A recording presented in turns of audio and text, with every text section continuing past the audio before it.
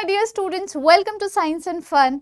तो मेरे सारे प्यारे प्यारे बच्चों, जितने भी आप लोग क्लास 11th एंड 12th में हो, बहुत सारे बच्चों को कंफ्यूजन हो रही होगी अभी कि होम एग्जामिनेशंस या बोर्ड एग्जामिनेशंस में हमें आंसर लिखने की प्रैक्टिस कैसे करनी है।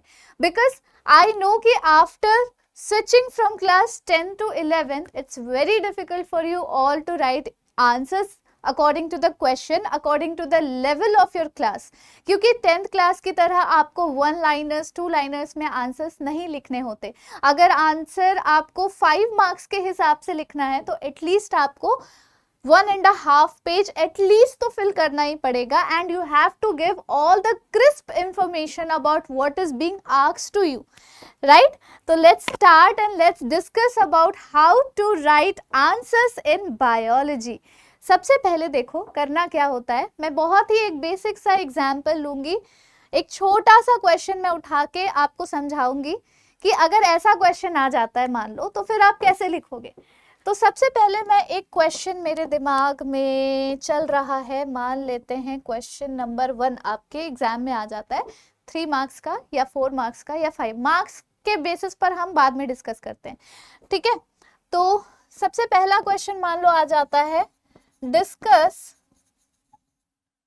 The nutrition in bacteria. बहुत ही इजी सा क्वेश्चन लग रहा है ना? बहुत ही इजी सा सिंपल सा 1 लाइन का क्वेश्चन लग रहा है। लेकिन अगर आप अभी क्लास 10th में होते और अभी अगर 2 मार्क्स 3 मार्क्स का क्वेश्चन आ रहा होता तो आपको सिंपल कुछ भी नहीं करना था, आपको एक चार्ट एक डायग्राम बना देना था न्यूट्रिशन इन बैक्टीरिया का, ऐसा लिख के। आपको कुछ भी क्लास 10th में नहीं करना था, न्यूट्रिशन लिख दिया और ऐसे करके आपने चार्ट बना लिया, क्लासिफाई कर दिया न्यूट्रिशन को किसमें किसमें, ऑटोट्रॉफिक में और हेटरोट्रॉफिक में। ऑटोट्रॉफिक एंड हेटेरोट्रॉफिक, ठीक है। 2 तरह के न्यूट्रिशन बैक्टीरियाज में पाए जाते हैं। हेटेरोट्रॉफिक में कौन कौन सा टाइप का न्यूट्रिशन आ जाता है? सेप्रोफिटिक आ जाएगा, सिम्बायोटिक आ जाएगा एंड पैरासिटिक मोड आ जाएगा ऑफ न्यूट्रिशन। ऑटोट्रॉफिक में आ जाएगा photo autotrophic and chemo autotrophic. इस तरह से आप उसे सिंप्लीफाई कर देते, ठीक है। इस तरह से अगर आप सिंप्लीफाई कर देते क्लास 10th में अगर आप होते तो बहुत इजीली आपको फुल मार्क्स मिल जाता। लेकिन 11th में ना बच्चों ऐसा केस होता नहीं है। 11th में ना कुछ डिफरेंट करना पड़ता है ताकि आपको फुल मार्क्स आए। अगर वो 1 नंबर का क्वेश्चन है तो आप इतना लिखोगे, इट्स इनफ कि आपको उसके बारे में पता है।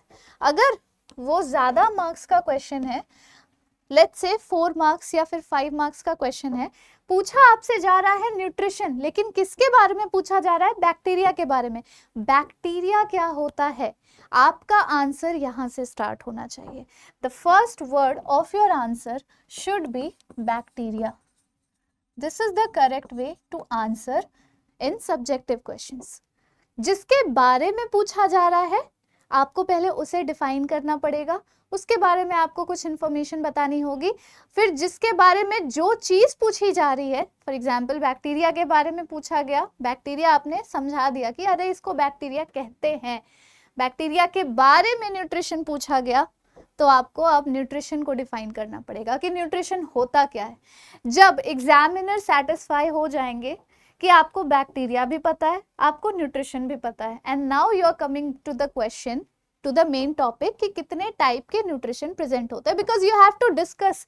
जब यहाँ पे वर्ड डिस्कस आ जाए ना या एक्सप्लेन आ जाए, देन दैट मीन्स कि वो एग्जामिनर, वो सामने वाला इंसान आपसे ये एक्सपेक्ट कर रहा है कि उसे कुछ नहीं पता, तुम उसे ऐसी चीजें बता दो कि इस सेंटेंस में ना कुछ और ऐड करने को बचे ही ना। जस्टिफाई कर दो उस आंसर को, इतना ज्यादा अच्छे तरीके से जस्टिफाई कर दो कि बैक्टीरिया में भी कोई कंफ्यूजन ना रहे, न्यूट्रिशन में भी कोई कंफ्यूजन ना रहे। और इतना अच्छे तरीके से आपने डिस्कस कर लिया कि अगर लाइफ में किसी को भी अगर नहीं पता होगा what do you mean by nutrition in bacteria तो उसे समझ में आ जाएगा। सबसे पहले हम कैसे स्टार्ट करेंगे? We will define bacteria. Bacteria कौन से ग्रुप का मेंबर होता है, कौन से किंगडम का मेंबर होता है, क्या क्या उसके कैरेक्टरिस्टिक फीचर्स होते हैं, ये सारी चीजें लिखने के बाद कितने टाइप्स के बैक्टीरिया होते हैं, ये थोड़ा सा लॉन्ग हो जाएगा। अगर वो 10 मार्क्स का क्वेश्चन है या 7-8 मार्क्स का क्वेश्चन है, यू कैन डेफिनेटली ऐड। जितना आप उसके बारे में बताओगे, अगर ज्यादा नंबर का क्वेश्चन है तो उतना ज्यादा बेनिफिट आपको मिलेगा as your marks, as your number. फिर जब बैक्टीरिया का टॉपिक हो जाए complete, then you will define nutrition, कि न्यूट्रिशन के कितने टाइप्स होते हैं, ठीक है। ऑटोट्रॉफिक न्यूट्रिशन क्या होता है और हेटरोट्रॉफिक न्यूट्रिशन क्या होता है। आपको सारे ही न्यूट्रिशन डिफाइन करने की जरूरत नहीं है, chemo, autotrophic and saprophytic and symbiotic, कुछ भी ऐसा करने की जरूरत नहीं है। मेजर जो न्यूट्रिशन के मोड्स होते हैं, 2 मेन मोड्स, वो आपको समझा देना है। फिर आपको एक हेडिंग डालनी है नीचे, टाइप्स। देखो पहला जो टॉपिक हो गया वो हो गया बैक्टीरिया पे, दूसरा आपका स्टार्ट होना चाहिए न्यूट्रिशन पे, और तीसरा स्टार्ट होना चाहिए types of nutrition found in bacteria, found in bacteria. इसके बाद आप वही वाला चार्ट बना दोगे, ऐसे वाला, ठीक है, और इसके 2 मोड्स और इसके 3 मोड्स। ये बनाने के बाद ना सबसे पहले you will define this, then you will define in the next point this, then you will define first word, second word, third word, fourth word, fifth word, ऐसे करके, ठीक है। कितने टाइप्स हो गए, बेसिक टाइप्स कितने हो गए न्यूट्रिशन इन बैक्टीरिया, एक हो गया ऑटोट्रॉफिक मोड और एक हो गया हेटरोट्रॉफिक मोड। आपको डिफाइन करना होगा ऑटोट्रॉफिक मोड बैक्टीरिया में किस फॉर्म में होता है, देन यू विल डिफाइन कि एक हो जाएगा आपका फोटो ऑटोट्रॉफिक और एक हो जाएगा chemo autotrophic. Photo autotrophic mode of nutrition क्या होती है, यू विल डिफाइन दैट। अगर एग्जाम्पल्स याद है फिर तो मतलब सोने पे सुहागा। कुछ एग्जाम्पल्स बता दो बैक्टीरियाज के जो फोटो ऑटोट्रॉफिक न्यूट्रिशन में पाए जाते हैं। कीमो ऑटोट्रॉफिक क्या होता है, कुछ एग्जाम्पल्स बता दो। Then you come to heterotrophic mode of nutrition.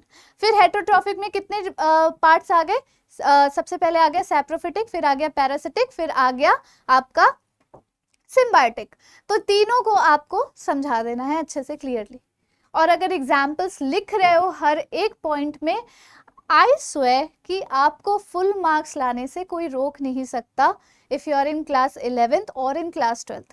Class 12th के बच्चों के लिए भी सेम सजेशन है। आपके बोर्ड एग्जाम्स में राइटिंग प्रैक्टिस तो मैं आपको करवाऊंगी ही, जैसे ही आप लोगों का सिलेबस खत्म होगा we will start practising on how to write answers in your board exams. उसके पहले इतना करने की प्रैक्टिस अभी से करना शुरू कर दो, ताकि बोर्ड एग्जाम्स में आपको डर सा ना लगे कि जो पूछा जा रहा है क्या मैं उस आंसर को जस्टिफाई कर रहा हूँ, कर रही हूँ या नहीं, ठीक है।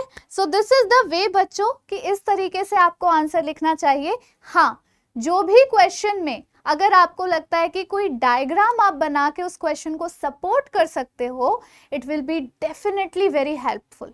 अगर इस क्वेश्चन में आपको लगता है कि कुछ रह गया है मिसिंग सा पार्ट थ्योरी में, and you can like make some diagrams of bacteria, sizes bacteria के, स्ट्रेप्टोकोकस बना दो, चेन ऑफ बैक्टीरिया बना दो, कुछ भी बना दो कि ये जो है ना इस तरह का जो बैक्टीरिया जिसको स्ट्रेप्टोकोकस बोला जाता है, इसमें इस तरह का न्यूट्रिशन पाया जाता है। You are just supporting your answer by showing some kind of diagrams. It will be very useful, very beneficial to you. I hope इस वीडियो से आपको हेल्प मिली और समझ में आया कि कैसे आंसर राइटिंग करनी चाहिए बायोलॉजी में। मैं और भी कुछ अच्छे अच्छे टिप्स एंड ट्रिक्स लेकर आऊंगी जो आपके एग्जाम्स में आपको बहुत अच्छे मार्क्स बूस्ट करवाएगा। So thank you so much बच्चों, have a great day and bye bye.